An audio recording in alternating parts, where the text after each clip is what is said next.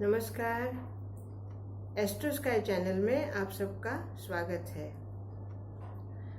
अभी दो ग्रहों की बातें चल रही हैं कि एक राशि में दो ग्रह हो तो किस तरह का फल मिलता है। मान लो शुक्र और राहु वो अगर एक ही राशि में हो तो क्या फल होगा। उदाहरण के लिए हम लेंगे तुला राशि। तुला राशि में अगर राहु स्वाति नक्षत्र में है और शुक्र विशाखा नक्षत्र में है तो क्या फल होगा। तुला राशि शुक्र की है और शुक्र उसी राशि में, इसका मतलब वो स्वस्थानी है, अपने स्वगृही है। और स्वाति नक्षत्र जो कि राहु का नक्षत्र है, इसका मतलब राहु अपने स्व नक्षत्र में है, स्वगृही है। दोनों की युति नहीं है, फिर भी दोनों का एक राशि में योग बनता है। तुला राशि स्वगृही है, लेकिन विशाखा नक्षत्र शत्रु का नक्षत्र है और राहु के लिए मित्र राशि में है और स्वगृही नक्षत्र में है। इस तरह से शुक्र से राहु कहीं बलवान हो जाते हैं। अब राहु अगर बलवान है तो जातक को क्या फल मिलेगा। जातक के अगर शुक्र और राहु विरुद्ध है, प्रतिकूल है, तब उस जातक में इन दोनों के शुभ फल मिलेंगे, लेकिन शुभ फल बाहर दिखेंगे, लेकिन वो स्वतः जातक को उसका परिणाम अच्छा नहीं मिलेगा। बड़ी विचित्र बात है। अगर प्रतिकूल राहु है तो राहु उस व्यक्ति को जुआ के लिए पैसे देगा, जुआ खिलवाएगा, सट्टा, जुआ, लॉटरी, इन सब में धन देगा। उसकी मान प्रतिष्ठा बढ़ेगी, बहुत बड़ा पद मिलेगा, उच्च पद मिलेगा। हो सकता है राजनीति में वो बहुत आगे बढ़े, हो सकता है उसकी धन संपदा, ऐश्वर्य, बड़े बड़े बंगले हो, गाड़ी हो, बहुत कुछ उसके पास हो, क्योंकि राहु और शुक्र दोनों उस जातक को बहुत कुछ देंगे, लेकिन वो सब गलत मार्ग से, दूसरों को धोखा देकर पैसा मिलेगा। अर्थात वो व्यक्ति दूसरों को धोखा देकर पैसा लेगा, दूसरों से कपट करके करेगा, छल करेगा, इस तरह पैसा कमाएगा। जुआ सट्टा भी खेलेगा या गलत मार्ग करेगा, गलत मार्ग से पैसे लेगा, तब भी उसमें भी बेईमानी से पैसे मिलेंगे उसको।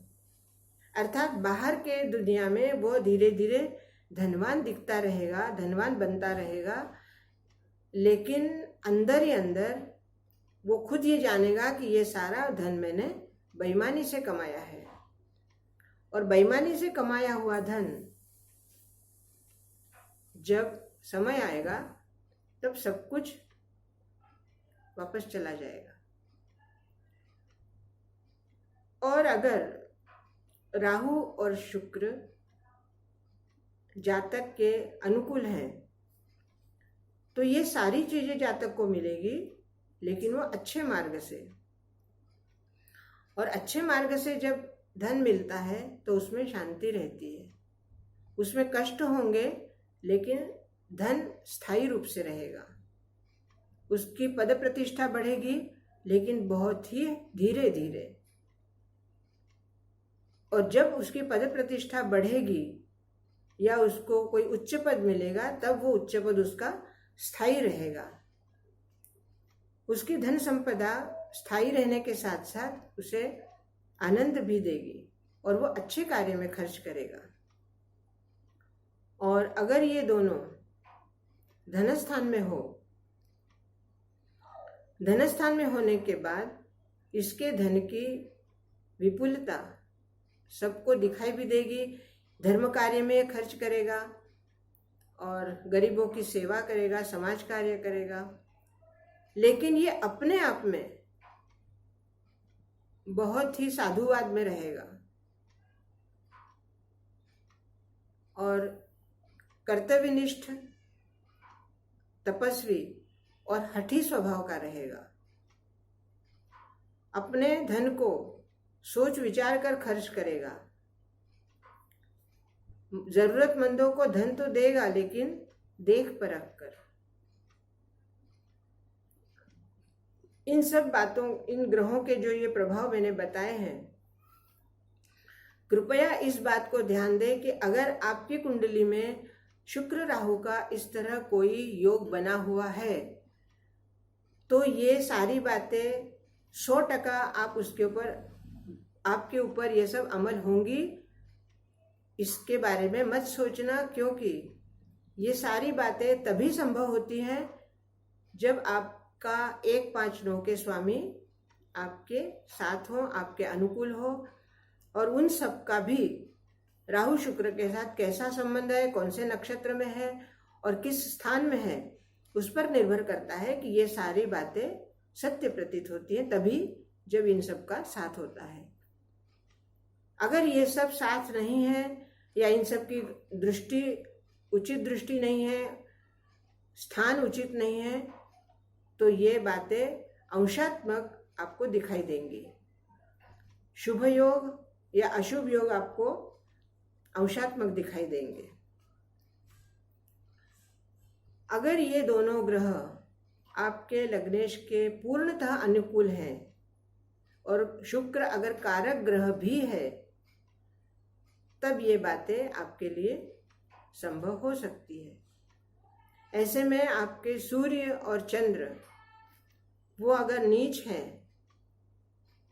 तो आपके इस कार्य में आपका मानसिक बल और आपका आत्मिक बल बहुत ही कमजोर रहेगा। और ये दोनों अगर आपके प्रतिकूल हैं और सूर्य चंद्र भी अगर विषम राशि में है या फिर नीच राशि में है, तो आपका आत्मबल जो नहीं है उसको आप समझेंगे, जो मानसिक बल आपके पास नहीं है उसको आप मानेंगे, और उस आत्मबल और मानसिक बल के आधार पर आप जो काम नहीं करना चाहिए वह काम कर देंगे और उसका प्रतिफल आपको मिलेगा।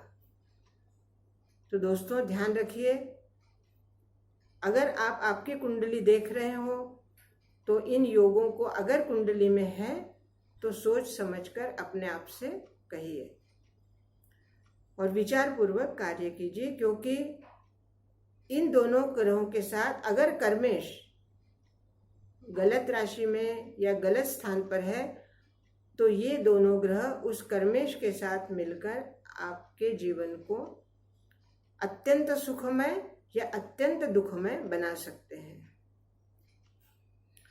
आज के लिए इतना ही, और इसके बारे में अगर आपके मन में कोई जिज्ञासा हो, कोई प्रश्न हो तो आप अवश्य पूछ सकते हैं।